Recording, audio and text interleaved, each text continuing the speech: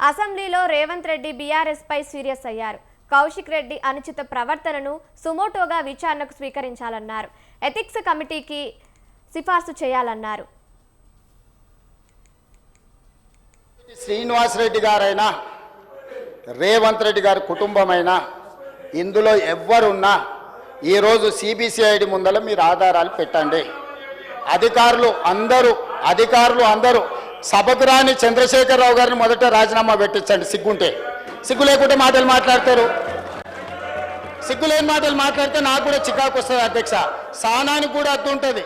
కోటి 10 లక్షల జీతం తీసుకొని సభకు రాకుండా ఇంట్లో ఉన్నాయననేమో రాజీనామా చేయడంట, జీతం వాపసు ఇయ్యడంట. రోజు 18 గంటలు చేసి 4.5 లక్షల ఇందిరమ్మ ఇండ్లు కట్టించి ఈరోజు లక్షలాది దళితుల గిరిజనులకు ఆదివాసీలకు ఇండ్లు ఇచ్చి వాళ్ళ ఇళ్లలో వాళ్ళ ఇండ్లలో వెలుగు వాళ్ళ కళ్ళల్లో ఆనందం చూసే పొంగులేటి శ్రీనివాస్ రెడ్డి రాజీనామా చేయాలంట. సిగ్గుండాలి మాట్లాడడానికన్నా కొంచెమన్నా. కానీ ఒత్తిడికో భయానికో ఆ రోజు 2014లో తెలుగుదేశంలో గెలిచిన 12 మంది ఆ పార్టీలకు పోయిన ఒకరి తర్వాత ఒకరు, అందరు కలిసిపోలే.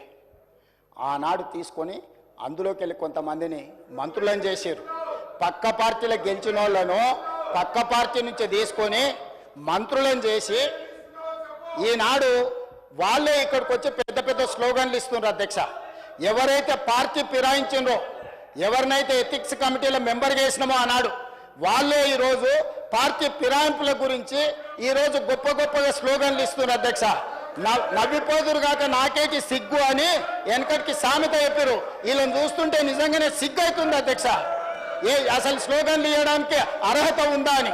ఇది 2014 నుంచి 18.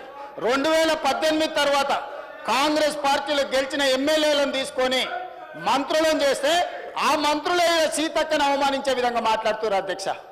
అసలు ఏ మాత్రం ఒక్క క్షణం ఆలోచన చేసినా, ఒక్క క్షణం వాళ్ళు కళ్ళు మూసుకొని గతాన్ని తలుచుకుంటే తల వంచుకొని సభలో నుంచి నడుచుకుంటూ బయటకు వెళ్ళాలి అధ్యక్ష. లెజిస్లేటివ్ అఫైర్స్ మినిస్టర్ ఆ ఎథిక్స్ కమిటీకి మీరు రెఫర్ చేసి ఎథిక్స్ కమిటీ ఇచ్చే రికమెండేషన్స్ మీద పాడి కౌశిక్ రెడ్డి గారి మీద చర్యలు తీసుకోవాల్సిందిగా ఆ కమిటీని కూడా, ఇప్పుడు కమిటీ లేదని వారు చెప్పారు, సమయానికి బాగా గుర్తు చేశారు అధ్యక్ష.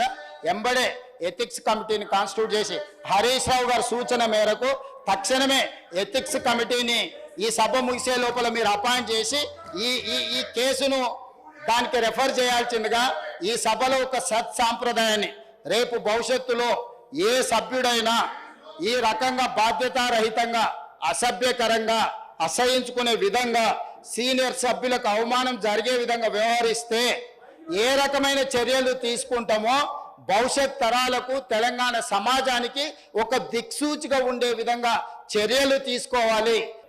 ఒక qualified educated minister, sober personality Venkataswamy గారు లేకుంటే తెలంగాణలో ఇవన్నీ అభివృద్ధి జరిగినాయా? ఒక రాజకీయ వారసత్వము, ప్రజలకు సేవ చేసిన కుటుంబం నుంచి వచ్చిన మంత్రిని ఆ మంత్రిని గెలవనిస్తలేరు అధ్యక్ష, మాట్లాడనిస్తలేరు. అంటే స్పీకర్గా తమరు సభను నడపలేరని వాళ్ళ పోడియంలో కూర్చున్న దాని వెనకాల రాజకీయం లేదు అధ్యక్ష, రాజకీయ కుట్ర ఉన్నది. ఒక దళితుడు స్పీకర్గా ఈ సభను నడపలేడు, దళితుడు సభనే నడపలేనప్పుడు స్పీకర్గా కొనసాగొద్దు అనే కుట్ర కోసం ఈ రోజు సభలో పోడియంలో కూర్చున్నారు అధ్యక్ష. ఇది దళిత వ్యతిరేక విధానం అని నేను చెప్పదలుచుకున్నా అధ్యక్ష.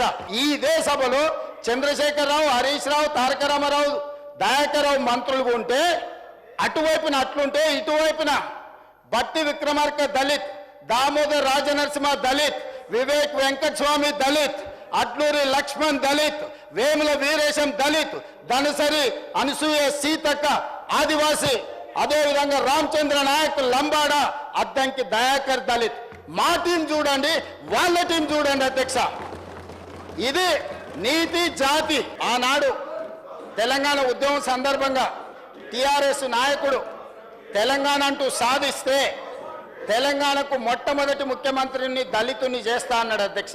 ఇది నిజమే అనుకొని దశాబ్దాల తర్వాత మాకు పాలించే పాలితులుగా కాదు పాలకులుగా మారతామని దళితులు, గిరిజనులు, ఆదివాసీలు, బలహీన వర్గాలు ఏకమై 4 కోట్ల మంది నిటారుగా నిలబడి కొట్లాడి తెలంగాణ రాష్ట్రాన్ని సాధించుకొని వందలాది మంది ఈ దళితులు, ఆదివాసీలు, గిరిజనులు ఆత్మ బలిదానాలు చేసుకొని తెలంగాణ రాష్ట్రాన్ని సాధించింది అధ్యక్ష.